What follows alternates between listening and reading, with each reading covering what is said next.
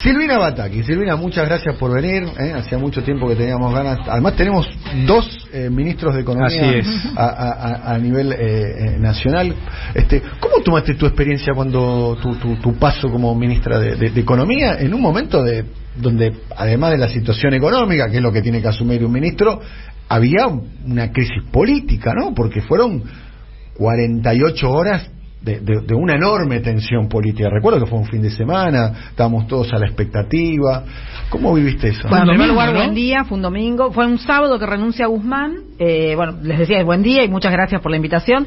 El sábado a la tarde renuncia Guzmán, estando Cristina Fernández de Kirchner dando una charla en Ensenada. Y sí, el domingo a la noche, fue un domingo, se ve, de muchas negociaciones, y el domingo a la noche, finalmente, después también de varias conversaciones que tuve yo con distintas personas, bueno, acepto, no lo dudé tampoco, ¿eh? ¿No lo dudaste en ningún momento? No lo dudé en ningún momento. Apenas me llamaron y cuando vi que tenía el teléfono estallado, la verdad que no estaba tan atenta al teléfono. Sí, ¿vos estabas en tu casa? Estabas el típico domingo que uno está con la familia, digamos, el día... Sí. De hecho, había salido a sacar a los perros a caminar un poco sin el celular. Y cuando agarro el celular de vuelta veo que tengo un montón de llamadas perdidas que eran atípicas. Y bueno, ahí me imaginé y apenas hablé por ¿Cuán teléfono. atípicas eran? Y no quiero avanzar sobre tu privacidad, pero ¿cuáles eran las llamadas atípicas? ¿Que te llamó Alberto, te llamó Cristina? Vos pensás que yo era secretaria de provincias del Ministerio de Interior, entonces los llamados clásicos para ese puesto que yo estaba ejerciendo eran algunos gobernadores y habitualmente sí, ministros de Economía, ministros de Producción, de otras áreas también de las provincias. Esos eran los llamados clásicos que tenía yo hasta ese momento. Y ahí, bueno, pasé a tener, llamados de funcionarios nacionales, de distintos ministros nacionales, de varias áreas, y bueno, sí, eso fue como más atípico, sí. Bien, ¿cómo evalúas tu experiencia? Fue un periodo corto, que vos fuiste como ministra. ¿Con qué te encontraste? Porque desde el punto de vista financiero, fiscal, la situación política, ¿con qué te encontraste? En primer lugar, desde lo político te digo que fue un golpe muy fuerte, ¿no? Más en estos 40 años de democracia, ¿no? Fue un golpe muy fuerte la forma en que sale Guzmán del Ministerio de Economía. No hubo otro ministro que haya salido así. Siempre hubieron transiciones, siempre acordado, siempre es muy tensionante la salida de un ministro de Economía, pero siempre con una transición. En este caso, la verdad que fue muy intempestivo y en una situación económica en donde siempre en Argentina, por supuesto, estas cosas son más graves que lo que pasa por ahí en otras partes, pero efectivamente se veía una situación de institucionalidad política muy débil, ¿no? Por eso digo que yo no lo dudé y no me arrepiento. Creo que el aporte mío fue más un aporte como más patriótico, más que desde lo técnico, para tomar un poco las palabras de Amado, en el sentido de que había mucha debilidad institucional y uno no sabía qué pasaba si ese domingo a la noche no se anunciaba un nuevo ministro. Digo, ese lunes, uno no quiere hacer historia virtual, ¿no? Pero ese lunes, sin un ministro de Economía, creo que la historia hubiese sido otra en Argentina. Bien, no te quepa duda. Mirá, ahora se habla de Guzmán en la política, ¿no? Esas cosas que salen solo en los medios. No está en ninguna unidad básica, en ninguna discusión en la calle. Y a mí me parece que lo que hizo Guzmán políticamente fue muy grave, porque ni siquiera le permitió al presidente, que era el único que lo bancaba, anunciar el próximo. Lo que se anunció fue su salida. No, el presidente... Se corrigió el tiempo verbal. No lo banca. Bueno, si lo banca... Porque el demérito político que le hizo Guzmán al presidente es severo, Lo puso en un lugar... si bien habló de fragilidad institucional, de mínima, porque como gesto político, como gesto personal, fue, la verdad, un asco. Sí, en los 40 años de democracia me parece que hubo un golpe fuerte a la democracia en ese sentido. ¿Vos pensás que la decisión de Guzmán era buscarle hacerle daño al gobierno que le integraba? No lo sé. Yo cuando yo hice la transición con él, la verdad que se lo veía como muy conmocionado, así que la verdad no sé qué es lo que le pasaba. ¿Por qué? Por su salida, por todo lo que creo que se había encariñado con un lugar que creo que nunca supo llenar ese saco. ¿Viste? Cuando vos asumís un lugar, te dicen, bueno, el saco es grandote, tenés que llenarlo. Y uno va ejerciendo rápidamente para llenarlo muy rápido. Me parece que él se había encariñado con ese saco y bueno, estaba conmocionado por eso, ¿no? Pero yo creo que a él nunca le importó el Ministerio de Economía de Argentina. Él vino acá a buscar su lugar en Washington. Sí. ¿Vos coincidís? Yo creo que él tenía una perspectiva de hacer una carrera en materia de deuda que lo posicione de acá a 10, 15, 20 años en un posible candidato a premio Nobel, esta cosa de relacionarse tanto. Ya está más vinculado con perspectivas personales. A personales. Sí, totalmente. O sea, qué pajaritos en la cabeza, ¿no? Martín Guzmán estaba detrás de un proyecto más personal que un proyecto. Yo creo que sí y colectivo. Y también una persona que es académico, que tiene una trayectoria reconocida en ese sentido, pero que hacía muchos años que no estaba en Argentina, que no había tenido nada de experiencia en la gestión, hace que todo sea más difícil también. La verdad que creo que hubo mucho de eso. Sí, lo de trayectoria académica estaría por verse también, pero bueno. ¿Por qué estaría por verse? Porque una trayectoria académica, primero que muchas de las trayectorias académicas en economía se construyen imponiendo una ideología disfrazada de pseudociencia, ¿no? Cuando uno mira la lista de los premios Nobel podría pensar, al menos da un lugar para pensar eso. Segundo, que son ideas que han fracasado una y otra vez. Cuando se habla de las ideas que fracasan, mira, lo estamos viendo en la elección de ahora, ¿no? Lo que se presenta como novedad es lo más rancio, antiguo, vetusto que hay en el arcón de las ideas económicas. Sin embargo, el Sherpa de Martín Guzmán, y vamos cerrando Martín Guzmán, y quiero introducirme en un tema que para mí me parece determinante de este proceso económico del gobierno del Frente de Todos, que es la falta de dólares y qué pasó con el superávit comercial del 19, del 20, del 21. Y quiero la explicación tuya, Amado, y la explicación de Silvina Batakis, que está aquí en el conversatorio. Va a ser aburrido, pues seguro que es la misma. No, la misma, de seguramente de experiencias diferentes o de lugares diferentes. Pero el Sherpa el que traía a Martín Guzmán es Joseph Stiglitz. Bueno, fue el que dijo que habían fracasado con Clinton en los temas de mejorar la igualdad, ¿no? Como asesor principal. Es un... Acá en la Argentina había un sector muy importante de la coalición que tenía una fascinación enorme con Joseph. Por eso te digo, es parte del neoliberalismo progre, Joseph Stiglitz, no te quepa duda. Los tipos que impusieron el neoliberalismo con una pátina de otra cosa fueron Clinton y Obama.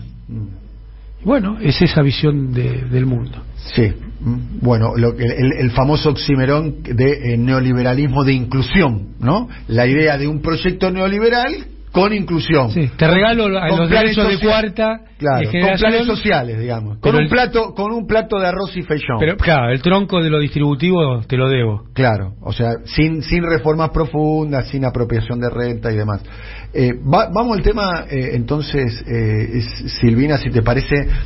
Acá la gran discusión la plantea incluso Cristina, la plantea Sergio Massa, la plantea el propio Alberto Fernández. La gran discusión pública es la ausencia de dólares.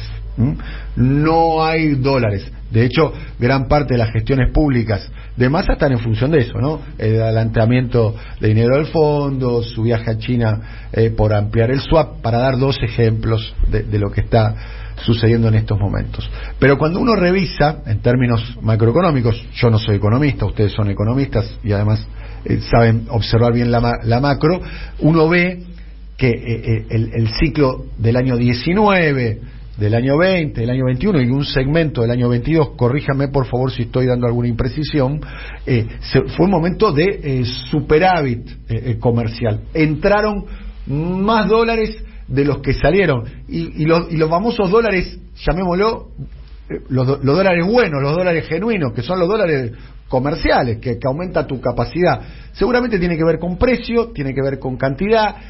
En algún aspecto en el año 2021 tuvo que ver con la pandemia, ¿no? Dejaron de salir dólares por caso del turismo, no entraron pero dejaron de salir, y esa balanza siempre es perjudicial para la Argentina. Luego de esta introducción, que nosotros en este humilde programa de radio venimos planteando en tiempo real, ¿no? ¿Te acordás que lo planteamos? Real, sí, en el 21 acá, 22, nosotros lo planteábamos permanentemente, vos, Rulo, Felisa Michel y demás.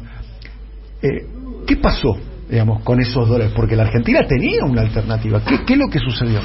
A ver, en primer lugar, cuando la economía argentina crece, tiene una singularidad que por cada punto que crece la economía argentina, históricamente uno ve que crecen 3 puntos las importaciones. Y esto es un problema que te detiene o te pone un freno dentro de la economía. Ahora, cuando Cristina ese sábado estaba en Ensenada, en ese conversatorio en donde siempre da esas clases magistrales, nosotros de hecho habíamos hecho un informe en el Ministerio de Interior en donde veíamos que lo que había pasado en la gestión, en estos 2 años de gestión nuestra previos a esa renuncia de Guzmán, por cada punto del PBI se habían gastado 6 puntos en importaciones, lo cual ya 3 es bastante difícil. Se duplicó la media histórica. Se duplicó en 2 años. ¿Me puedes volver a explicar esto, por favor? Porque para mí es la primera vez que lo escucho de esta manera. Uh-huh. Por cada punto que la economía crece un punto el Producto Bruto, nuestra economía demanda o crece en importaciones 3 puntos. ¿Sí? Esto es algo histórico en Argentina y es lo que generalmente lleva a estos problemas en los que recurrentemente caemos. Ahora, en los 2 primeros años de gestión, lo que pasó es 20 y 21. Exactamente, te fuiste a 6 puntos de importaciones, lo cual es insostenible. El otro te genera tensiones internas, ese 3 puntos por cada punto del PBI te genera tensiones internas y hay que saber administrarlas, pero en estos 2 años previos, los primeros 2 años de gestión, se fue a 6 puntos, lo cual hace que efectivamente tengamos una respuesta de a dónde fueron esos 60.000 millones de dólares de superávit comercial que tuvimos, que como vos decís es lo más genuino. Bien, eso no pasa solo, digamos. No. Eso nada en la economía pasa solo, alguien lo hace. Por eso, está bien, pero eso de alguna manera no es que es inevitable. A ver, o por decisión o por ausencia de decisiones. Las dos cosas son graves porque vos tenés que saber que la economía argentina recurrentemente llega a tensionar mucho en materia de dólares. Que las grandes crisis de Argentina han sido por falta de dólares. Entonces, en el momento en que vos estás en el pico, en donde podés de alguna forma administrar las reservas para hacer una reserva, para hacer un colchón, la dilapidaste, pensando que eso iba a suceder siempre. Y de hecho, nos pasó en el Ministerio de Economía, con la transición de algunos del equipo nuestro, que nos dijeron, bueno, no, va a estar todo bien, como que pensaban que la economía iba a crecer todavía, ¿me entendés? Y nosotros, yo siempre digo, lo que nosotros hicimos económicamente desde lo técnico, en el Ministerio de Economía en ese mes, fue descubrir la bomba y ponerla arriba de la mesa. Cosa que la bomba que había dejado Guzmán. Claro, porque lo había construido Guzmán. Las cosas no pasan, acabas de decir, y yo coincido. Las cosas se hacen. O sea, ¿Guzmán dejó una bomba? Construyó una bomba y la dejó. ¿Qué bomba construyó Guzmán? Esta que está diciendo. Mira, nosotros en el 2009, para poner lo que está diciendo Silvina en alguna perspectiva histórica concreta, asumimos en el Ministerio de Economía, y en el Ministerio de Economía, en el Banco Central, había en el orden de los 40.000 millones de dólares. Nosotros sabíamos que una misión importantísima era juntar más dólares. Había 40.000 millones de dólares en la economía del 2009, no en el 2020. Y por eso tuvimos un mapa de ruta, en parte dedicado a la cuestión exterior, a la segunda etapa del canje, al Club de París, porque sabíamos que era necesario juntar dólares. Ahora, nunca generamos deuda. Lo que hicimos fue dar las condiciones para que bajara la tasa de interés y el sector privado corporativo era el que tomaba esos dólares. Y llegamos a casi 54.000 millones de dólares. Porque sabíamos que en 2011, 2 años antes, ya lo sabíamos, iba a haber tensión cambiaria ante una elección. Esto que estaba expresando Silvina. Entonces hay 2 tipos de tensiones que se podrían también separar en otras. Por un lado, la tensión del crecimiento económico, histórica en Argentina, respecto a la necesidad de dólares, que tiene dos focos. Uno, el de nueva maquinaria, repuestos, pero también el del consumo suntuario, y por otro lado... Pongamos el ejemplo de que se compraban aviones y helicópteros con el Guzmán. Exactamente. Lanchas. Exactamente, la gestión Guzmán y Matías Culfas, creo, ¿no? Sí, Culfas Guzmán por ahí. Culfas Guzmán. O Guzmán Culfas. Bueno, se compraban aviones de alta gama, de uso privado. No estaba muy orientado a lo productivo el Ministerio de la Producción. Claro, de alta gama, de uso privado, al dólar oficial, al dólar que en ese momento estaba a 100 mangos. Mira, viste que hablan de los planeros y todo eso. El pueblo argentino estaba subsidiando los consumos suntuarios, la deuda espuria o no de empresas privadas que se pagaba y muchas importaciones. En particular esta que vos señalás. Yo, si me permitís decir algo que dijo Amado y quedó medio en el aire, que es que la experiencia que uno tiene de la gestión te hace prever que a 2 años puede suceder algo, ¿no? Esto que decía Amado, vos venías de una crisis del capitalismo en el 2008-2009 muy fuerte, pero sabías que en Argentina iba a haber un impacto de esa situación de crisis más la combinación con lo electoral, que te hacía prever que te necesitabas 2 años para juntar dólares. Entonces, la experiencia es muy importante en cada uno de estos cargos. Vos tenés que administrar los pesos y los dólares, siempre en la economía argentina, quizás en otros también, pero en la economía argentina en particular. Y esto es lo que no sucedió. Y tenías un equipo, como bien decía Amado, que tenía que administrar el comercio internacional y daba autorizaciones. Y esas autorizaciones no se frenaban en ningún lado o se hacían en forma conjunta. Y esto es lo que te llevó a esta situación. Pero es una decisión política. ¿Y cómo un gobierno toma una decisión política que al final del día va contra sus propios intereses? Porque hoy la Argentina está viviendo una inestabilidad financiera y cambiaria producto de esa decisión. Imagínate lo que sería esto que señala Silvina, ¿no? Lo que sería nuestro Banco Central, es decir, nuestra cuestión del tipo de cambio con, digamos, la mitad, con 30.000 millones de dólares en el Banco Central. Afinemos los números. Supuestamente el superávit de todo ese periodo es de 35.000 millones de dólares, ¿no? 35.000 es el superávit, sí. Lo que se compró, lo que se vendió, lo que quedó. La mitad sería... Pero pará, 35.000, ahí vos tenés el superávit que te quedó. De una mala administración. Exacto.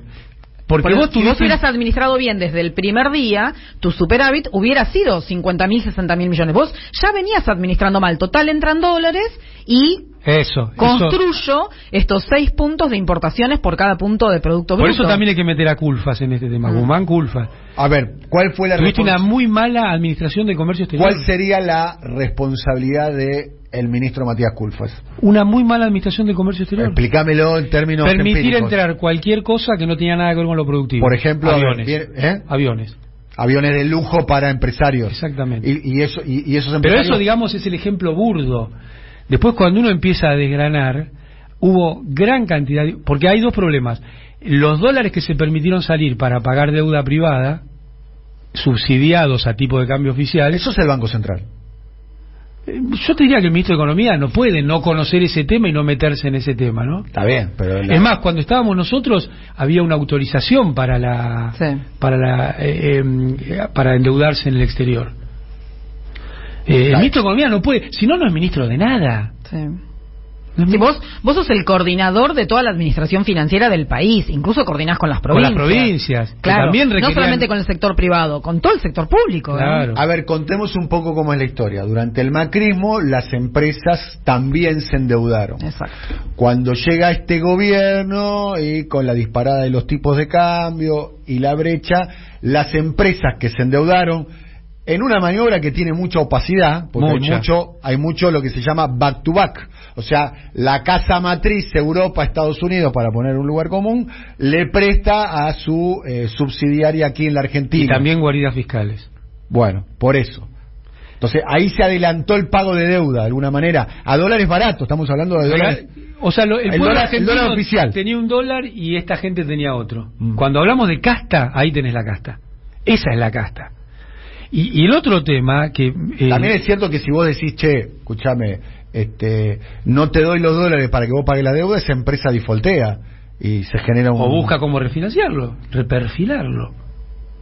Siempre tenés la opción de refinanciar. Y además es lo que te dice... Sí, les encanta refinanciar. Exacto, son los neoclásicos, siempre te dicen eso en realidad. Nadie paga las deudas, hay que refinanciarlas todo el tiempo. Y pagás comisiones y seguís pagando comisiones. Digo, tenían que buscar la forma de refinanciar la deuda privada, impulsada y coordinada desde el Ministerio de Economía y por supuesto también con los datos del Banco Central, pero coordinada del Ministerio de Economía. Porque vos sos el que tenés que planificar, como dijo Amado, vos planificás cuántos dólares vas a necesitar de acá a 2 años. Pero también y hay otro punto que dijo Silvina que también quedó y me parece central. ¿Por qué decimos que se hizo mal? Y si vos en la serie histórica argentina, por cada punto de crecimiento tenés 3 puntos de crecimiento de las importaciones y durante este tiempo tuviste 6, quiere decir que hay importaciones que no tenían nada que ver con el funcionamiento de la economía argentina. Se sobreestoquearon, adelantaron importaciones, hubo importaciones que fueron solamente mecanismos para quedarse con dólares baratos, hubo importaciones que fueron solamente... El famoso festival de importaciones de la que habló Cristina, ¿no? Exactamente. Que muchos tienen que ver con cautelares, pero muchos con autorizaciones del Poder Ejecutivo. Y además yo creo que hubo una actitud política, para ponerlo bien brutal, de decirle, bueno, no nos joroben mucho, nosotros dejamos que se lleven los dólares. Y eso, digamos, un paso arriba de Guzmán. ¿Quién?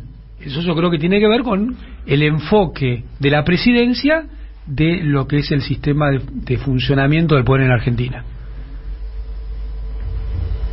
Pausa. Estamos aquí. Estamos escuchando gran conversatorio, entre Amado Boudou, nuestro compañero y amigo, hoy como invitada especial a este momento rulo, sin rulo, excepcional. Más excepcional es la invitada. La excepcional es absolutamente invitada, Silvina Batakis, que hay que decir que fue ministra de Economía de la provincia de Buenos Aires, si mi memoria no falla, por el segundo mandato de Daniel Osvaldo Scioli, ¿no? Los 4 años seguiditos. Los 4 años de Daniel Osvaldo Scioli, y donde promovió una reforma fiscal con el impuesto inmobiliario rural. Sí. La única. Una reforma fiscal muy... Sí, restituimos también el impuesto a la herencia y creamos lo que nosotros llamamos el multipropietario. Eso me valió que en la mesa de enlace de la provincia hablan siempre de la ley Batakis, ¿no? Pero bueno. Y la tenés con orgullo. Con orgullo. Lo llevar como orgullo, ¿no? Sí, se recaudaba más por impuesto automotor que por impuesto rural inmobiliario. Sí. Hay una cuestión ahí profunda a analizar con respecto a la cuestión fiscal impositiva, ¿no? Sí, hay mucho impuesto intrascendente que casi no tiene ningún tipo de incidencia recaudatoria, y hay mucho subsidio a sectores que tienen capacidad contributiva, y ni hablar de la cuestión de las alicuotas y demás, ¿no? Sí, ¿Es una discusión pendiente? ¿Es así? Sí, yo creo que sí, que es una discusión pendiente, pero es una discusión pendiente también en nuestro espacio político para tener, creo yo, una propuesta de arranque de gobierno. De antes de que arranque el gobierno ya deberíamos tener esta propuesta analizada y presentada al Congreso. Sí, y esa política fiscal para vos, ¿qué atributos, qué características debería de tener? Primero tendría que ser una simplificación tributaria muy fuerte en un acuerdo con municipios, provincia y nación. Explícame eso de simplificación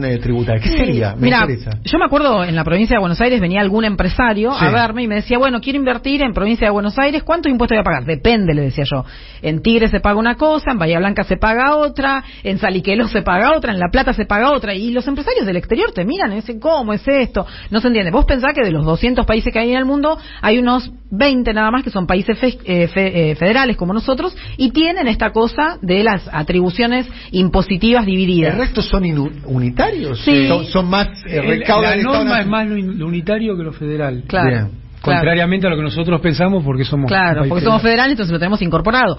Sí es cierto que se piensa mucho más en regionalismos hoy en día en el mundo, ¿no? Para respetar idiosincrasias y todo eso, pero hay una veintena de países federales y eso genera complicaciones. Esto no quiere decir que en otros países federales no hayan resuelto estas cosas. Canadá, Alemania, México. ¿Cómo lo resolvieron Canadá, Alemania y México? Poniéndose de acuerdo todas las jurisdicciones. Y yo creo que eso es algo que nosotros tenemos que ahondar, tenemos que profundizar. ¿Para vos tiene que haber menos impuestos? Tiene que haber menos impuestos, que sean más efectivos, que sean proproductivos y que sean progresivos. Las dos condiciones. Muy bien. ¿Vos sabés que en Alemania el Senado se ocupa solamente de los temas fiscales federales? Por ejemplo, la ley de divorcio no pasa por el Senado en Alemania. ¿Entendés? El Senado tiene una función muy específica que es la cuestión fiscal federal. ¿Qué impuestos para vos dentro de esta reformulación? Es muy interesante esta charla y además nunca está abordada, nunca está abordada, por lo menos de este lado. O sea, cuando uno piensa en impuestos, piensa que es una discusión que se da al otro lado del Río Bravo. No sé si coinciden de alguna manera. Sí. ¿Qué impuestos es un estereotipo también, ¿eh? Sí, bueno, estereotipo del cual pasa lo mismo que con muchas veces somos la caricatura de lo que se pretende que seamos. Claro, por eso mismo. ¿Qué impuestos, por ejemplo, habría que reformular o...? A ver, en primer lugar, hablamos de impuestos y en forma global de tributos, ¿no? Los tributos tienen impuestos, tienen tasas, tienen contribuciones, tienen retenciones, de todo.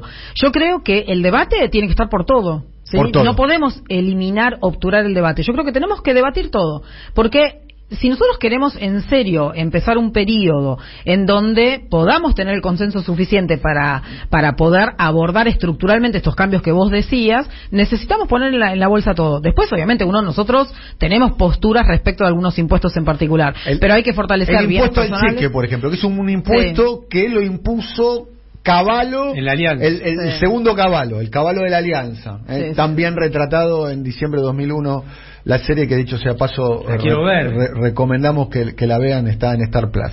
¿Es un impuesto que a vos te parece que está dentro de los reformulables? Sí, totalmente. Sí, totalmente. Yo creo que nosotros tenemos que ir a los impuestos clásicos que se cobran en otras partes del mundo, pero insisto, tienen que ser proproductivos y progresivos, ¿sí? Que la progresividad muchas veces, o la mayoría de las veces, es lo que discute la teoría neoclásica, los neoliberales, con la excusa y con el argumento muy simplista y más seductor de decir impuestos igualitarios. Un impuesto igualitario no es un impuesto progresivo. El 21% que paga la población más vulnerada de Argentina y también la paga la población más rica, yo creo que... Estabas hablando del IVA. Del IVA. Yo creo que eso es igualitario y la gente cree que está bien porque es igualitario y en realidad tenemos que ir a impuestos progresivos. El impuesto progresivo uno piensa en el impuesto a las ganancias. Impuesto a las ganancias, bienes personales. Impuesto a las ganancias, bienes personales. Inmobiliarios. El impuesto inmobiliario.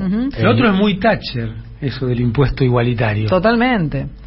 Pero la verdad que es, como discurso, en general la teoría neoclásica es seductora, porque es muy simplista. Entonces, con esos argumentos tan simples, la gente se confunde. Y hay muchas, como planteó Cristina, tengo entendido, en el Teatro de la Plata, hay muchas excepciones impositivas, digamos, que son de alguna manera política, entre comillas, fiscal en para los oyentes y las oyentes, es lo que se llama costo tributario. Mirá qué nombre opaco, ¿no? Es aquellas reglamentaciones que le permiten a los sectores más altos no pagar algún impuesto.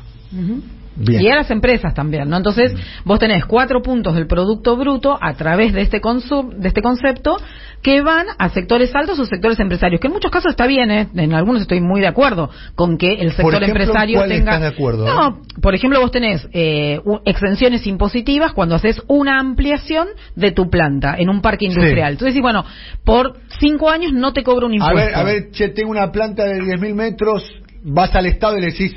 Voy a hacer otra planta de 10.000 metros más. O me mudo a un parque industrial, porque es más ordenado, porque cumple determinados requisitos ambientales. Entonces vos decís, bueno, perfecto, y te eximo de pagar los impuestos que corresponden, ya sea si estás hablando con la nación, con la provincia, el municipio, y te eximo de pagar esos impuestos. ¿Cuánto es eso? Es un subsidio de parte del Estado, porque deja de cobrar impuestos. Eso es parte de lo que son los costos tributarios o los gastos tributarios que mencionó Cristina ese día. Por eso digo, en algunos casos yo hasta estoy de acuerdo, pero mencionémoslo, digámoslo, porque es un esfuerzo que hacemos todos los argentinos. Bueno, también se subsidia una actividad que supuestamente, Amado, tiene tanta rentabilidad como el petróleo y la exploración de petróleo y la exploración de gas. También hay recursos, ¿o no?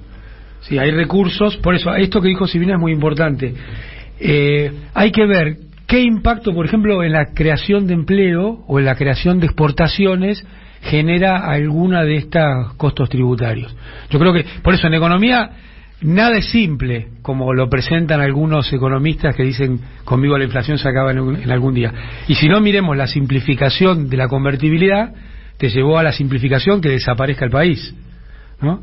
Bueno, entonces, cada caso hay que prestar atención. Lo que no se puede es que la sociedad no sepa qué está pasando con esos tributos. Estamos aquí en el conversatorio económico con Silvina Batakis y Amado. Le mandamos un saludo muy grande a Rulito y a Valentina Castro, que están ausentes porque ambos tienen un poquito de fiebre. Hay mucha gente, dicho sea paso, que está tremendo, está muy fuerte la gripe. Vamos a hablar un poquitito de actualidad, digamos. Y pensemos de alguna manera en la mesa de arena. ¿Cuáles serían para vos, Silvina, arranco con vos, las urgencias, la agenda del próximo gobierno, digamos?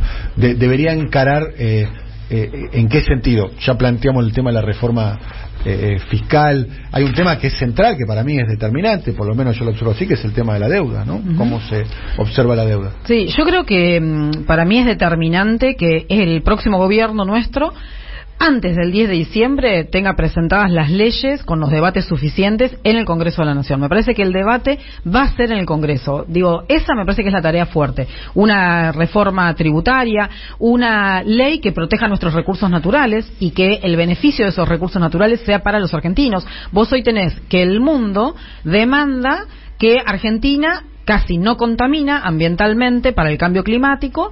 Digo, lo pongo en esos términos globales, y por otra parte puede hacer captura de carbono. Entonces vos tenés el mundo diciendo, bueno, todo lo que hace Argentina de bueno para el medio ambiente me lo quiero capitalizar yo y ponérmelo en mi contabilidad. Bueno, no, señor, no puede ser que nosotros seamos deudores, como vos decís, en dólares, en divisas, y seamos acreedores ambientales, y encima esa creencia ambiental se la quiera quedar otro. La contabilizan ellos. La contabilizan ellos. Es increíble. Cuando eso. decís ellos, ¿te referís a las empresas multinacionales? Sí, o a los países. Vos tenés tenés una empresa española que dice, bueno, compro una cantidad de hectáreas cerca de Misiones, entonces la contabilización de ese beneficio ambiental se lo lleva esa empresa para el país, para Alemania. No, ese beneficio ambiental tiene que ser para los argentinos. Son bienes nacionales de impacto global. Está clarísimo que tienen impacto global, pero eso tiene que ser para beneficio nuestro. Lo mismo pasa con los recursos naturales, que son insumo de una cadena productiva. Vos tenés el litio, mucho se habla de litio hoy en día, bienvenido, por supuesto que tengamos el litio,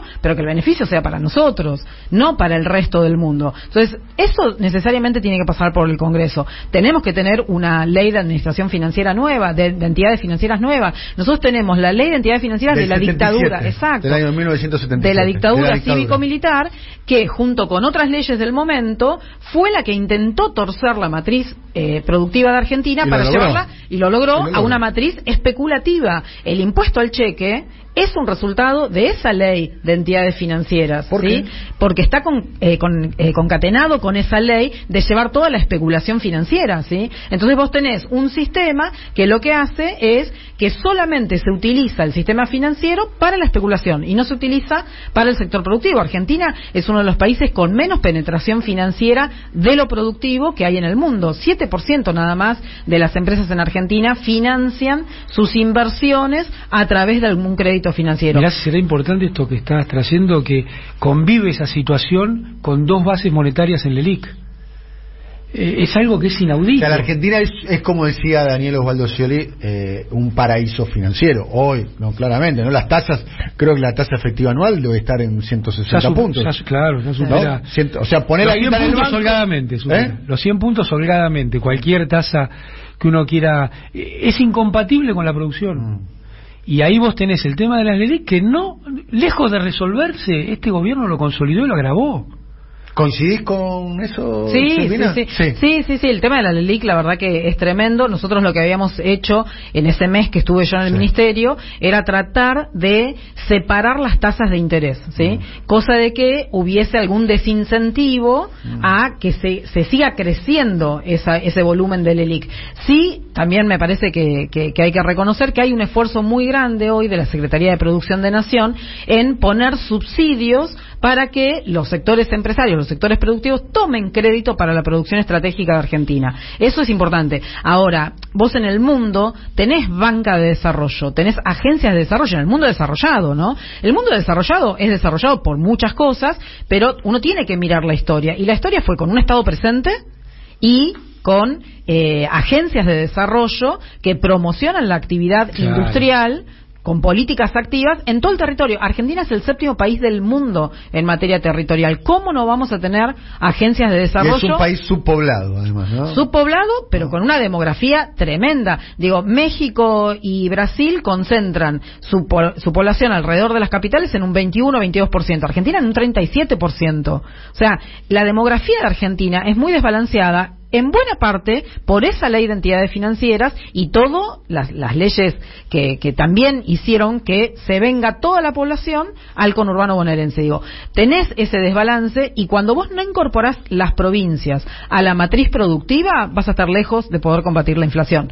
Para mí, uno de los puntos centrales es incorporar toda la potencialidad que tienen todas nuestras provincias. No hay provincias inviables en Argentina. Lo que hay es ausencia de Estado, porque es obvio que si vos no llevas gas a una provincia, no va a tener industria. Esa fue la planificación federal en tiempos de Néstor, Cristina y Julio Devido. La planificación federal es esto que está señalando Silvina. Además, yo estoy convencido que por ese camino bajarías esta elasticidad de crecimiento a dólares. Porque vos... Explícame el término técnico, por favor. Esto, Silvina nos decía, cuando la economía crece 1%, vos necesitas que los dólares crezcan 3%. Según a qué te dediques. Sí. Porque si vos vas a hacer una industria sustitutiva, por ejemplo, en alimentos, que además sería una pelea contra la inflación porque desconcentraría, por ejemplo, en lácteos, en fiambres, en panificados... Bueno, ahí no necesitarías $3 por cada punto de crecimiento, ¿no? Si vos fomentaras la industria alimenticia en las provincias. Y además irías a la producción en origen. ¿Te puedo poner un ejemplo? Sí. El tomate, el puré de tomate que consumimos los argentinos, el 60% es importado. Acá el que sabe mucho de tomate, Juanpi, entra. Juanpi es de la empresa cooperativa Alimentos Solidarios. Entra, Juanpi, por favor. Bueno. Si conoce a alguien de... Mira, siéntate, Juanpi, te escuchamos. Una sola cosa, sí. En la cárcel nos daban manzanas chilenas. Es tremendo eso, es tremendo. Mientras dicen que el precio en Argentina no alcanza... Bueno, falta el Estado, loco, ahí. Bueno, pero vos fíjate, ¿no? El puré de tomate, el 60% se importa en Argentina. Y tenés provincias que tienen aptitudes muy buenas para producir tomate, lo pongo como ejemplo, La Rioja, que La Rioja además tiene una idea desde el Estado de crear empresas públicas que con una tutoría muy fuerte, vos la tenés 1 año, 2 años y después la privatizan, pero ya la empresa arrancada. A esa empresa que La Rioja le da la tutoría para poder producir tomate, la ley de entidades financieras que tenemos en Argentina no permite que se le dé crédito porque es considerada del sector público. ¿Ves? Entonces, digo, está armada toda esa ley con una estructura que va a la especulación, que no te permite tener esa producción. Qué bueno sería para la inflación de Argentina si nosotros tuviésemos más proyectos como el de La Rioja de tratar de reemplazar, de sustituir esa importación de tomate en Argentina. Es un caso muy simple y obviamente hay casos que tienen muchísima más complejidad, como por ejemplo hacer máquinas de láser en Argentina. Hoy eso se está haciendo. Máquinas de láser en Argentina, láser que cortan acero, láser que cortan acero, eso todo es importado. Hoy se está produciendo en Argentina. Hay una empresa que está radicada en Tigre, Patagonia CNC, que está produciendo eso en Argentina. Entonces permitamos que esas empresas puedan financiarse con tasas subsidiadas para que puedan llevar adelante sus proyectos y nos liberen de tener que importar dólares. Acá conoce mucho Juan Pablo Lavilla, es amigo, compañero, columnista del programa, es un militante de ECAS, de Empresa Cooperativa de Alimentos Solidarios, tiene varios almacenes agroecológicos con productos de cooperativa, acaba de organizar hace poco una feria muy importante. No se juntó muchas veces con Guzmán, ¿no?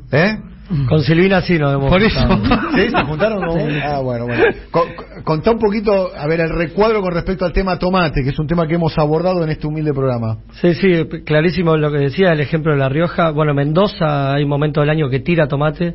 La Plata, me dijiste. El corredor hortícola platense, todos los años, en enero, fines de diciembre y en enero, tira tomate, y no podemos poner una fábrica de generación de valor agregado. Y con respecto a la importación... ¿Envasar el tomate? Sí, darle valor agregado, envasarlo, generar salsa, y después venderlo, venderlo, tenerlo como stock, alargarle el periodo Decir, che, bueno, el tomate en fruta en enero se echa a perder, envasémoslo y lo estiramos 6 meses, 8 meses y lo podemos trabajar. Importamos semillas para producir tomate. También. O sea, no solo importamos tomate, sino que importamos semillas de tomate. ¿Y de tomate dónde importamos híbrido? el tomate? De Brasil se importa mucho, de Chile en algún momento se ha importado también. ¿Estamos en condiciones de autoabastecernos de tomate o no? Sí, tenés que tener el objetivo. Y agregando valor, agregando mano de obra. Creando trabajo y arraigo en las localidades que vamos perdiendo. Sí. Tenés que tener el objetivo. Si vos no tenés un objetivo claro, no sabés a dónde vas. Y si no sabés a dónde vas, no sabés cuáles son las políticas que tenés que aplicar. Entonces, para mí, yo entiendo que en Argentina es muy difícil concretar la planificación, porque la macroeconomía te da como cachetadas todo el tiempo, está clarísimo, estamos viviendo una situación difícil. Ahora, igual, por más que tengas esa macroeconomía, vos tenés que tener un objetivo claro, porque cuando tenés un objetivo claro, decís, bueno, ¿cuáles son los instrumentos que necesito para esto? Totalmente, ¿te acordás, Silvina, cuando veíamos la cantidad de kilos de banana que producimos en Argentina? La banana es un ejemplo interesante porque no podemos... Formosa, Misiones, Salta. No podemos suplantar el 100% de la producción de banana a la cantidad de banana que consumimos, pero sí podemos aumentar la producción a un 20-25% y ahorrarnos 10-15 puntos de importación. Es la fruta más consumida de la Argentina y la más costosa, de la que más importa, ¿no? Totalmente. O fomentar el consumo de otras frutas. Fomentar el consumo de otra fruta y activar regionalmente. Bolivia ha crecido mucho la producción de banana y nosotros importamos banana de Ecuador porque hay libre mercado. No hay regulación de la importación en función también de una cuestión regional. Esto tiene una historia. ¿Por qué se llaman repúblicas bananeras? Por la United Fruit. ¿Y por qué? Y porque en Estados Unidos se impuso el consumo de banana. Acá que también, llevaban gratis de ahí. Y se hizo dumping acá para que la banana... No es que los norteamericanos consumían bananas antes de las políticas proactivas para que consuman bananas. Importamos en algunos momentos del año naranja de Portugal. También. En Marcos. De Portugal a Argentina, naranja. Y tenemos 3 provincias tremendamente productoras de cítricos. Suena muy poco irracional agarrar un barco de Portugal que cruce el Atlántico para naranja. Cuando la podés producir la acá. venden las grandes cadenas de supermercados. Pero pasa. La Argentina está en condiciones de les pregunto a todos. De sustituir seguro. Sí, Digo, uno después tiene que ver la planificación, ver cómo cambia el clima, pero sí de sustituir. Daniel, escuchate lo que te dije, en la cárcel, o sea, manejada por el Estado Federal, te daban manzanas importadas de Chile.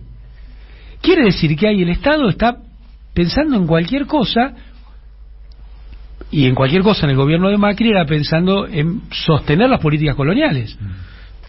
Quiero ir un poco a lo político en el tramo final de este conversatorio histórico, porque tenemos acá 2 ministros de Economía, Amado y Silvina. Silvina además ahora es la presidenta del banco público más importante de la Argentina, ni más ni menos que el Banco de la Nación Argentina. Que también van a buscar privatizar si vuelven todas esas políticas. Lo intentaron en los 90, ¿no? No, bueno, pero había una política en la gestión anterior, reciente, de privatizar, Yo creo de quién? De Macri. De Macri. Sí. De Macri. Sí, de Macri. De Macri. Gran resistencia de defensa de los bancos públicos tuvo, hay que decir, el gobernador Duhalde en la provincia de Buenos Aires. El gremio de Palazzo, ni te cuento. Bueno, ni hablar de Sergio Palazzo, de la bancaria. Bueno, pero vos fíjate, es delegado del Banco Nación. Del Banco Nación de Mendoza. La estructuración del formato institucional del Banco Nación es como un preparativo para que sea una cuestión de mercado. Sí, además, vos pensás, el Banco Nación tiene 132 años de historia, tuvieron 3 años de déficit, 2017, 2018 y 2019. Y en esto, digo, no hay que ser ingenuo, no es que ellos son tontos y no saben hacer que un banco tenga superávit, sino que necesitas legitimar en ese déficit, generar una crisis para provocar una medida. Exacto. Claramente. No. A ver, quiero hablar un poquitito. Antes de quiero terminar con la cuestión política y más la coyuntura electoral. Mañana se presentan los frentes, en 10 días se presentarán las candidaturas y todavía hay muchos interrogantes. Pero te pregunto, Silvina, Amado, ¿cuál puede ser un lugar virtuoso de la Argentina? Porque acá se está debatiendo y lo plantea como una posibilidad utópica que la Argentina vuelva a ser un proveedor de materias primas, ¿no? Con el litio, con el gas y Argentina tiene lo que el mundo necesita, dijo el presidente. Claro, y con el petróleo, ¿no? Como que de vuelta se presenta como una prosperidad, la Argentina potencia y vienen años de superávit, bla bla bla bla, van a sobrar dólares. Yo escuché decir van a sobrar dólares, vamos a tener problemas con la entrada de dólares, no con la salida de dólares. Esto es lo que escucho de alguna manera. Pero por otro lado pienso que la Argentina tiene esa riqueza, sin embargo está acá. Yo pongo siempre como ejemplo, que es un tema que me gustaría profundizar, que no lo tengo del todo profundizado, el tema de Rosario. Rosario tiene el segundo puerto de proteína vegetal del mundo, después de Chicago, y sin embargo tiene niveles de desigualdad tremendos. Vos agarrás los puertos de Rosario, agarrás un compás, haces 10 kilómetros y tenés niveles de desigualdad tremendos, que traen todo el nivel de exclusión, violencia, narcomenudeo, narcotráfico y demás. O sea, ¿qué quiero decir acá? O sea, la riqueza no trae prosperidad, lo que trae prosperidad es la igualdad, es lo que yo percibo. Y creo que esa discusión se está dando por delante con respecto a este tema. El litio, el gas, el petróleo. La soja. La soja no ha sido una salvación claramente para la Argentina, ¿no? Ha sido una virtud, ¿no? Pero no una salvación. ¿Cuál puede ser el lugar en el mundo de Argentina, Silvina? A ver, en primer lugar, yo creo que para combatir la pobreza y la desigualdad necesitas dos elementos que tienen que ir de la mano. Primero, generar riqueza y segundo, distribuir esa riqueza. No solamente distribuir los flujos, sino que tenés que distribuir la riqueza, ¿no? El stock también. Y eso se hace con sistemas tributarios, lo que hablábamos antes. Pero, en particular, es cierto que Argentina tiene una... flujos, los excedentes. Claro, exactamente. Lo que se produce cada año, que se distribuya mejor, y también lo que se acumuló en el pasado. Lo que se acumuló, digo. Bien. Por eso tiene que estar bien tributado eso. Lo que se acumuló tiene que tener un buen tributo para que también tenga distribución sobre las riquezas generadas de antemano. Pero claramente vos no vas a combatir la pobreza si no generás riqueza. Digo, eso está clarísimo. Argentina tiene posibilidades de generar riqueza y de insertarse en el mundo de otra forma, puede ser. Yo creo que lo que está pariendo el mundo después de esta pandemia y de la inteligencia artificial son poderes distintos, y Argentina no puede combatir sola todos esos poderes. Entonces necesitas hacer, como si se quiere, un músculo, para mí, con Mercosur, con lo que es sur-sur, ¿no? Toda la política sur-sur. Para mí uno tiene que tener esa política, porque la inserción geopolítica, económica en el mundo no va a ser aisladamente, pero sí este nuevo mundo de desconfianzas bilaterales, digo yo siempre, lo que te va a hacer es dejarte lo peor de lo peor para que te insertes, y nosotros no queremos eso. Entonces, para ¿qué sería lo peor de lo peor? Que te insertes en algunas cadenas, en algunos nichos. Sí. Por ejemplo, los autos eléctricos o todo lo que necesita una batería eléctrica, que vos des solamente la salmuera. Bueno, nosotros no queremos eso. La salmuera es el litio de donde sale originalmente el litio. El litio hay en todas, en el mar, en donde hay algo salado, hay litio. Lo que pasa que importa la densidad de ese litio. Sí. Argentina junto con Chile y Bolivia comparten lo que se llama el Triángulo de Oro. Decir, en vez de proveer la materia prima, como mínimo hagamos la batería acá. No sé si la batería, pero intentemos hacer la celda, no vendamos solamente la salmuera, hagamos hidróxido de litio, digo, avancemos un poquito más. La salmuera vale 0, el hidróxido de litio vale $40.000 la tonelada. Bien, nosotros hicimos un episodio especial sobre el litio, lo podés ver en siempresoy.com.ar, audiovisual, con la participación de Amado, con Valentina Castro, con el profe Viñeski. Inclusive con la participación estelar de... con Álvaro García Linera, que proponía incluso ir un poco más allá. Dijo, nosotros los países productores de litio tenemos que participar del negocio de la venta de ese auto. Sí, seguro. Y tenés muchas cadenas de valor vinculadas con el litio. El litio lo ponemos ahora porque es un ejemplo, porque está como muy de moda, pero digo, nosotros tenemos que insertarnos de otra forma en el mundo. Y Argentina tiene las capacidades, porque tiene un sistema científico-tecnológico que se construyó, se fue sembrando y se va cosechando resultados de eso de año tras año, que dicho sea de paso, en el 2018 se produjo el mayor despido de cientistas en Argentina, ¿no? Pero digo, nosotros ese sistema científico-tecnológico lo tenemos los recursos naturales, y obviamente que podemos producir e insertarnos distinto en el mundo, pero queremos producir con generación de dólares y generación de trabajo con salarios dignos. Y además tienes una tradición industrial que no es menor. Vos tenés un empresariado que ha producido en muchos momentos. ¿No hay una ausencia de la llamada burguesía nacional? No usé el nombre porque sabía que me venía el sogazo tuyo. No, porque es verdad lo que decís. Yo lo veo como una especie de espejismo. Yo creo que tenemos una lumpen-dirigencia. Yo no veo grandes dirigentes nacionales. No digo que no haya, una lumpen-dirigencia. No veo grandes dirigentes nacionales interesados en los intereses nacionales. Porque alinea sus intereses a los intereses de las potencias centrales y no la posibilidad. ¿Vos también crees eso, Silvina, con tu experiencia como ministra de Economía de la provincia de Buenos Aires? ¿Te encontraste empresarios que tienen sus intereses hundidos acá? Yo creo que como todo en lo que se está dando en este mundo hay mucha heterogeneidad, ¿no? Sí. Y creo mucho en las pymes en Argentina. En la pyme hay mucha pyme en Argentina y creo que muchos de esos empresarios pyme tienen intereses nacionales, tienen intereses del desarrollo en Argentina. Entonces me parece que nosotros también tenemos que apoyar esos sectores, ¿no? A los productores, a los comerciantes,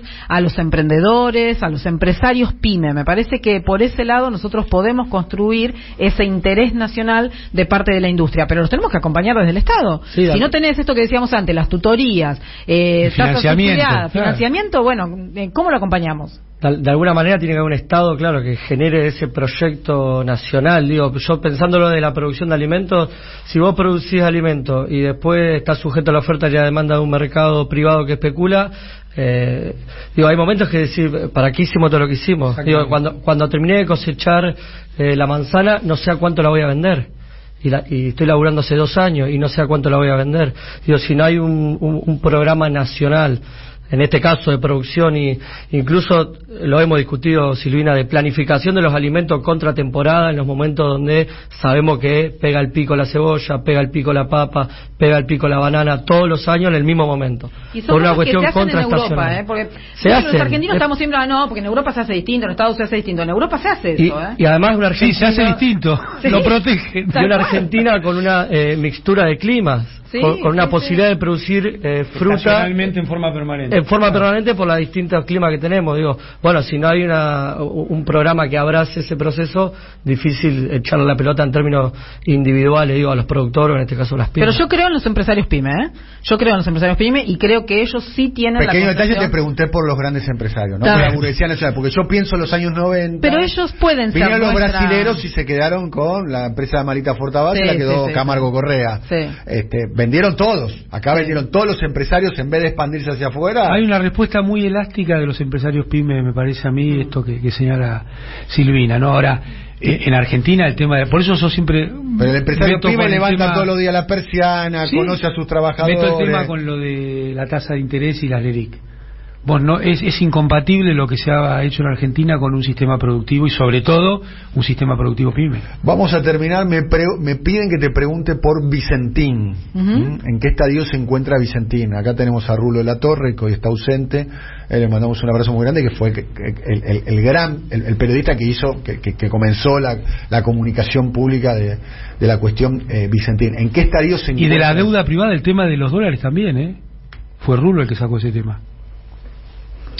Bueno, en primer lugar, Vicentín, me parece que todos tienen que tener claro que fue una estafa del macrismo al pueblo argentino. Eso, en primer lugar. Recordemos que ya se conocía que la empresa iba a la quiebra y el día anterior a que se presente formalmente la quiebra, pero que ya se sabía, se le obligó al Banco Nación a que preste hasta 300 millones de dólares, ¿no? En total fueron unos 300 de distinta forma, 300 millones de dólares. Ese es el mayor quebranto que pudo haber tenido el Banco Nación, que es el banco de todos, ¿no? Entonces, eso me parece que es importante. Fue una gran estafa del gobierno anterior que, junto con lo que yo te decía antes, de los déficits que se generaron en el Banco Nación, apuntaban a que efectivamente el Banco Nación fuera privatizado, ¿no? 132 años de historia, 132 años de historia, superando muchísimas crisis en Argentina y estando siempre presente tratando de dar créditos para el sector productivo. Ahora, hoy por hoy todavía estamos en un proceso legal que tiene que ver con ese proceso en la justicia santafesina. Se pidieron más pruebas, hará un mes aproximadamente. Ahora, ante esas pruebas se pidió como reforzarla con documentación y tenemos que esperar todavía a ver qué es lo que pasa. De ninguna manera nosotros vamos a aceptar que al Banco Nación le quieran devolver esos 300 millones de dólares en la mejor propuesta que hicieron en 56 años sin intereses. O sea, eso nosotros no lo vamos a aceptar, así que hasta el final vamos a defender los intereses del banco, que es el interés de todos los argentinos. Bien, con respecto a lo político electoral, se vienen definiciones. Vos además sos una militante de un espacio político, tenés tu identidad política, sos peronista, fuiste 4 años ministra de Daniel Scioli, tenés una mirada sobre lo que de este momento, tiene que haber paso, tiene que haber un candidato o candidata de síntesis. Mira, me parece que faltando tan pocos días, me parece que ya está como muy instalado que efectivamente va a haber una paso dentro de nuestro espacio. Quizás hubiera sido bueno tener esa unidad, pero ya cerrada desde hace muchos meses atrás. Me parece que hoy por hoy ya tenemos la paso encima y me parece que va a haber paso, pero bueno, no lo sé. ¿Tenés un candidato o candidata impectore? No, para nada. Sí, insisto con esto y por ahí lo voy a decir de vuelta. Yo creo que el Congreso es fundamental para lo que se viene. Entonces necesitamos que en ese Congreso haya mucha conciencia de a quienes estamos presentando nosotros a la sociedad para hacer lo que tenemos que hacer, que es mucho. Bien, uno de los candidatos es Daniel Scioli. Vos trabajaste mucho con él, ¿no? Sí, la verdad, una persona de muchísimo trabajo, trabajo. Sí, una persona muy, muy laborante, muy inquieto y que realmente defiende los intereses de la industria nacional, en su momento de la industria de la provincia de Buenos Aires. Así que en ese sentido, yo creo que Daniel es un buen candidato que va a defender los intereses del país, sí o sí, y que siempre estuvo en este espacio, ¿no?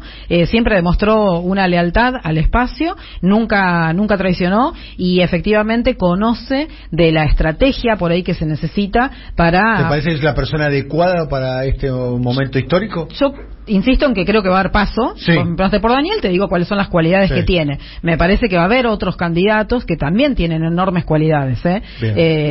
Yo le tengo un aprecio personal, por supuesto, a Daniel, pero también ¿Cómo es como jefe de Daniel? Muy inquieto. ¿Qué quiere decir muy inquieto? A ver, ¿te llamaba a qué hora? No, yo cuando asumo en el Ministerio de Economía en la provincia de Buenos Aires, él me hace 2 preguntas, me dice: Silvina, decime qué necesitas y cómo te sentís.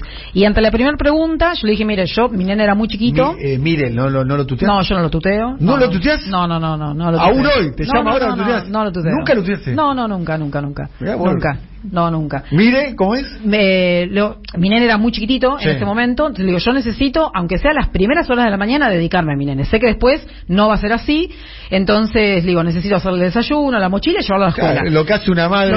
Exacto. Entonces él me llamaba todos los días 8 y 5 de la mañana. Nunca me llamó antes de las 8, que es el momento donde vos, de una manera, ya habías resuelto la cuestión. Exactamente. La única vez que me llamó antes de las 8 fue cuando estábamos en la situación de no poder pagar los aguinaldos, que bueno, era una situación extraordinaria y que también tuvo gestos extraordinarios. ¿Tengo una gana de preguntar por eso? No, y bueno, también tuvo gestos extraordinarios conmigo. Sí. Ahora, vos también trabajabas todos los días, Scioli? Sí. ¿Todos los días? ¿Estaba encima? Sí. ¿Qué te preguntaba? Con las planillas de Excel todos los días. ¿Qué te preguntaba? Viendo cuáles son los ingresos, en qué estuvimos haciendo los pagos. En eso es medio pingüino. Sí, el pingüino era así. El pingüino con el cuaderno de Gloria. Tremendo.